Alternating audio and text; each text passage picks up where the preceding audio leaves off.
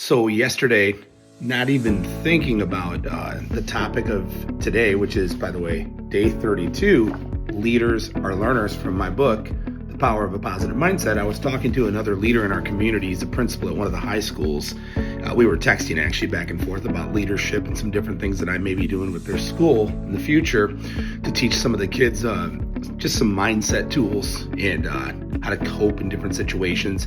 But I had texted him, he's doing a book club with his staff and he's going to use my book and for the next one. And I just said to him in a text, I said, leaders are learners.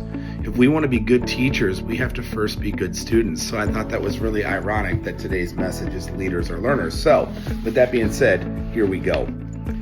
Have you ever heard the quote, not all readers are leaders, but all leaders are readers? I'll amend that to say not all leaders are readers, but the good ones must be. A good leader knows their number one priority is to help their team reach their full potential and grow. The best leaders I know are constantly looking for better ways to do things so they can go out and teach their teams how to improve. The most significant difference between a leader and a follower mentally is that leaders learn intending to teach, while followers learn so they can do it themselves. How can we get better without knowing more all the time?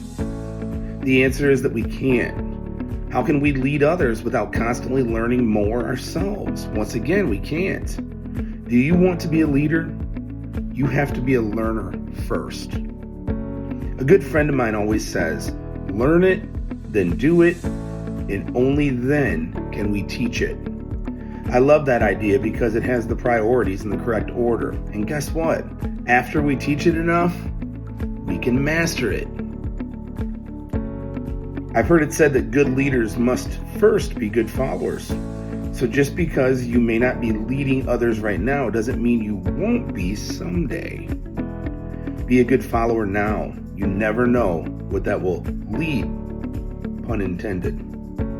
Or where that will lead, I'm sorry. Pun intended. Still pun intended. In the last little verse here, little verse. I'm preaching from the Bible, I guess, today. The last little bit. Good leaders put a lot of time into learning to improve themselves, and then they pay it forward and help their teams. To lead, you must first have leadership habits, and one of those critical habits is always be learning.